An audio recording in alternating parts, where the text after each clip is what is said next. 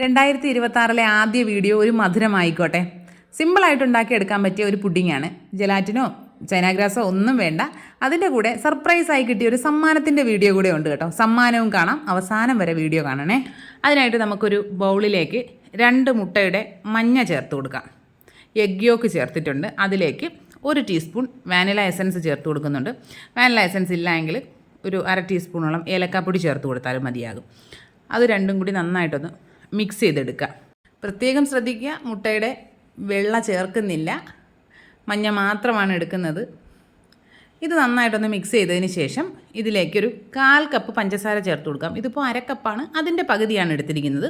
പൊടിച്ച പഞ്ചസാരയല്ല, പൊടിക്കാത്ത പഞ്ചസാര ചേർത്ത് കൊടുത്തിട്ട് നന്നായിട്ടൊന്ന് മിക്സ് ചെയ്തെടുക്കാം.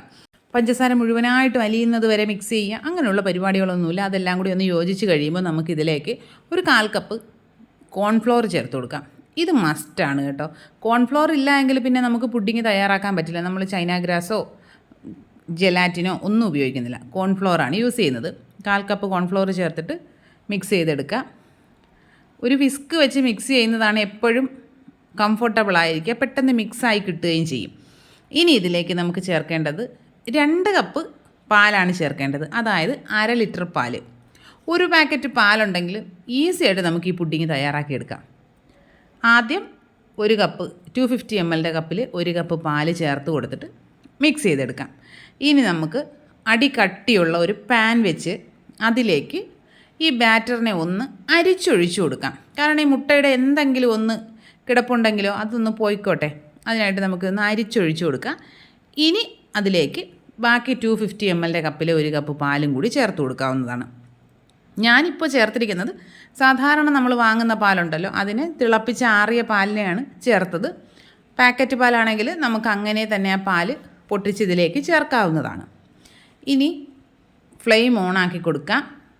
ആദ്യം കുറച്ചൊന്ന് ഹൈ ഫ്ലെയിമിലിട്ട് ഇതൊക്കെ ഒന്ന് നന്നായിട്ടൊന്ന് ചൂടായി വരുന്നത് വരെ ഹൈ ഫ്ലെയിമിലിടുക.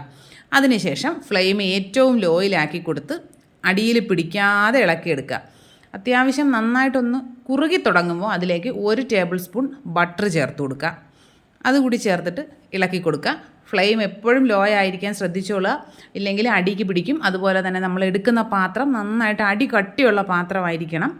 ഇല്ല എങ്കിൽ പെട്ടെന്ന് ഇത് അടിക്ക് പിടിച്ച് കരിഞ്ഞ ടേസ്റ്റ് ഉണ്ടാവും. ഇതിപ്പോൾ ഏകദേശം റെഡി ആയിട്ടുണ്ട്. ഇങ്ങനെ കുറുകി പാത്രത്തിൽ നിന്നൊക്കെ വിട്ട് വരുന്നൊരു പരുവാകുമ്പോൾ നമുക്ക് ഫ്ലെയിം ഓഫ് ചെയ്യാം. ഇനി ഏത് പാത്രത്തിലേക്കാണോ മാറ്റേണ്ടത് ആ പാത്രം ഒന്ന് നെയ്യൊക്കെ തടവി സെറ്റ് ചെയ്ത് വെച്ചിട്ടുണ്ട്. ഞാനിപ്പോൾ ഒരു ടിഫിൻ ബോക്സാണ് എടുത്തിരിക്കുന്നത്. അടച്ചു വെക്കാനുള്ള സൗകര്യം കരുതിയിട്ടാണ് ഞാൻ ഇങ്ങനെ ചെയ്യുന്നത്. അതിലേക്ക് കുറച്ചൊഴിച്ച് കൊടുക്കുന്നുണ്ട്. ബാക്കി എൻ്റെ മോൾക്ക് തണുപ്പ് കഴിക്കാൻ പാടില്ല, അപ്പോൾ പുള്ളിക്കാരിക്ക് വേണ്ടി ചെറിയൊരു ബൗളിൽ ഞാൻ ബാക്കിയൊന്ന് സെറ്റ് ചെയ്തെടുക്കുന്നുണ്ട്. നമുക്ക് ഈ വലിയ പാത്രത്തിൽ ഒഴിച്ചതിനെ ഫ്രിഡ്ജിൽ വെച്ച് സെറ്റ് ചെയ്യാം, അല്ലാത്തത് നോർമൽ ടെമ്പറേച്ചറിലിരുന്ന് സെറ്റായി കിട്ടും. ഇനി ഇതിലേക്ക് നിങ്ങൾക്ക് വേണമെങ്കിൽ നട്ട്സ് എന്തെങ്കിലും ചേർക്കാവുന്നതാണ്. അതൊക്കെ നിങ്ങളുടെ ഇഷ്ടമാണ്. ഞാനിപ്പോൾ ഒരു ഡെക്കറേഷന് വേണ്ടി കുറച്ച് ആൽമണ്ട്സ് ഒന്ന് ക്രഷ് ചെയ്ത് ചേർത്ത് കൊടുക്കുന്നുണ്ട്. ഇനി ഇതിനെ ചൂടാറാനായിട്ട് ഒന്നുകിൽ ഇതിൻ്റെ മുകളിലായിട്ട് ടവലിട്ട് കവർ ചെയ്ത് വെക്കാം, അല്ലെങ്കിൽ ഇതുപോലെ എന്തെങ്കിലും വെച്ചൊന്ന് കവർ ചെയ്യാം. അതിൽ ആവി വെള്ളം വീഴാതെ ശ്രദ്ധിക്കുക. നന്നായിട്ട് ചൂടാറിയതിന് ശേഷം ഞാനിതിനെ ഒരു 1/2 മണിക്കൂറോളം ഫ്രിഡ്ജിൽ വെച്ചിട്ടുണ്ടായിരുന്നേ. എത്ര നേരം ഫ്രിഡ്ജിലിരിക്കുന്നോ അതിനനുസരിച്ച് ഇത് നന്നായിട്ട് സെറ്റായി കിട്ടും. ഞാനിപ്പോൾ പാത്രത്തിലേക്ക് കമിഴ്ത്തി കൊടുത്തപ്പോൾ തന്നെ അതിഞ്ഞ് പോന്നിട്ടുണ്ട്. അടിപൊളി ടേസ്റ്റാണ്. എല്ലാ കൂട്ടുകാരും ട്രൈ ചെയ്ത് നോക്കണം. ഇതിലിപ്പോൾ സ്പെഷ്യലായിട്ടുള്ള ഒരു ഇൻഗ്രീഡിയൻറ്റും ഇല്ല. നമ്മുടെ വീട്ടിൽ സ്ഥിരം കാണുന്ന സാധനങ്ങൾ മാത്രമേ ഉള്ളൂ. നമുക്ക് കട്ട് ചെയ്ത് കഴിക്കാം. നല്ല ഗുളുഗുളൂന്നിരിക്കുന്ന അടിപൊളി പുഡിങ്ങാണ്. ഈ പുഡിങ്ങിൻ്റെ കളറ് കണ്ടാൽ കസ്റ്റാർഡ് പുഡിംഗ് ആണെന്ന് തോന്നും, പക്ഷേ അല്ല. ഇതെന്താണെന്നറിയോ? എൻ്റെ വീട്ടിലെ കോഴിയിട്ട മുട്ടയാണ്. അപ്പോൾ അതിന് നല്ല മഞ്ഞ കളറാണ്. അതുകൊണ്ടാണ് ഇത്രയും കളർ വരുന്നത്. സാധാരണ നമ്മൾ കടയിൽ നിന്ന് വാങ്ങുന്ന മുട്ടയാണ് ചേർക്കുന്നതെങ്കിൽ നല്ല വെള്ള കളറിൽ തന്നെ പുഡിങ് കിട്ടും. എല്ലാ കൂട്ടുകാരും ട്രൈ ചെയ്ത് നോക്കുക. ഫീഡ്ബാക്സൊക്കെ കമൻറ്റ് ബോക്സിൽ അറിയിക്കുക. വീഡിയോ ഇഷ്ടപ്പെട്ടാൽ ലൈക്ക് ചെയ്യുക, കമൻറ്റ് ചെയ്യുക, ഷെയർ ചെയ്യുക, സബ്സ്ക്രൈബ് ചെയ്യുക. ഇങ്ങനെ പുഡിങ് കഴിച്ചുകൊണ്ടിരുന്നപ്പോൾ ഓണം മുതലേ ഒരു സമ്മാനം വരുന്നുണ്ട് എന്ന് പറഞ്ഞിരുന്ന സമ്മാനം എന്തായാലും ന്യൂ ഇയർ ആയപ്പോഴെങ്കിലും എത്തിയിട്ടുണ്ടേ. എനിക്ക് കിട്ടിയ സമ്മാനമല്ല, എൻ്റെ ഹസ്ബൻഡിന് കിട്ടിയ സമ്മാനമാണ്. പിന്നെ എന്ത് കൊറിയർ വന്നാലും അത് എൻ്റെ അവകാശമാണ്. ഇത്തവണ കിട്ടിയിരിക്കുന്നത് ഒരു ഫേബറിൻ്റെ മൾട്ടി കുക്കറാണേ. തുറന്ന് നോക്കിയപ്പോൾ സ്റ്റീമർ അത് തന്നെയാണ് സംഭവം. പ്രത്യേകിച്ച് വേറെ ഒന്നുമില്ല. എന്തിനാണോ എന്തോ എനിക്ക് ഈ സ്റ്റീമർ കിട്ടിയത്. അല്ലാണ്ട് തന്നെ 4 സ്റ്റീമറുണ്ട്.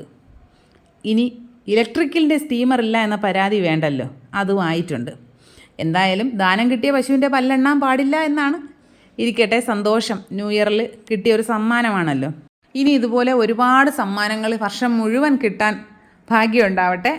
അപ്പോൾ എല്ലാ കൂട്ടുകാർക്കും ഒരിക്കൽ കൂടി ഒരു ഹാപ്പി ന്യൂ ഇയർ പറഞ്ഞുകൊണ്ട് ഇന്നത്തെ വീഡിയോ ഇത്രയേ ഉള്ളൂ. ഇനി നമുക്ക് മറ്റൊരു വീഡിയോ ആയിട്ട് ഉടനെ കാണാം. ബൈ.